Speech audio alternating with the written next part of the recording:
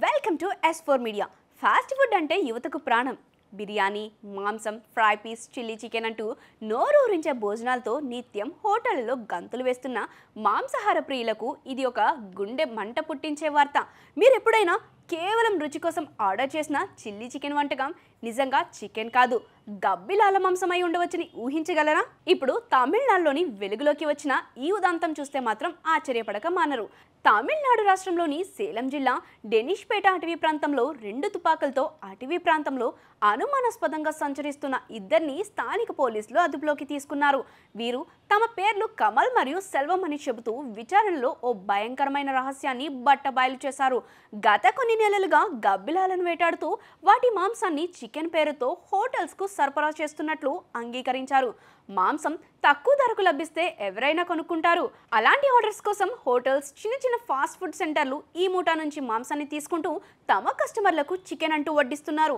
ఈ ముఠా కేవలం గబ్బిలాలను సరఫరా చేయడమే కాకుండా వాటిలో chilli chicken, chicken fry, boneless fry లాంటి డిష్లు స్వయంగా వండి డైరెక్ట్గా హోటల్స్కు డెలివరీ చేస్తారట.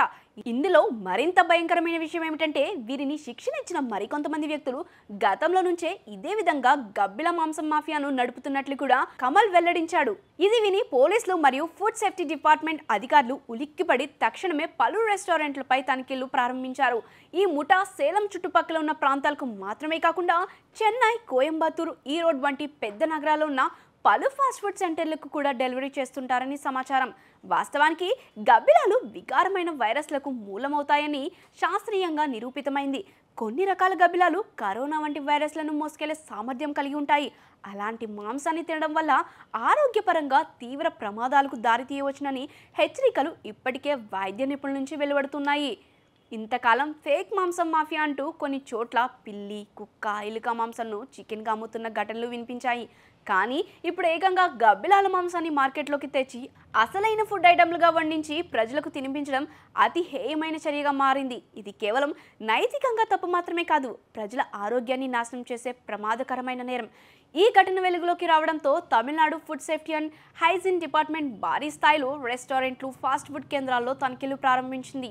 అనుమానాస్పద మాంసం నమూనాలను ల్యాబ్కు పంపించి పరీక్షలు చేస్తున్నారు. నిబంధనల కంటే తక్కువ ధరకు మాంసాన్ని కొంటున్న హోటల్స్ పై కూడా ప్రత్యేక దృష్టి పెట్టారు. ఈ కేసు వెలుగులోకి రావడంతో పౌరులకు హెచ్చరికగా అధికారులు ఒక ప్రకటన విడుదల చేశారు. తెలియని, గుర్తింపు లేని చిన్న ఫాస్ట్ ఫుడ్ సెంటర్లో తినడాన్ని తగ్గించాలని సూచించారు. రెగ్యులర్ లైసెన్స్ ఉన్న హోటల్స్లోనే భోజనం చేయాలని, తక్కువ ధరకు లభించే ఐటమ్స్పై సందేహం అవసరమేనని తెలిపారు.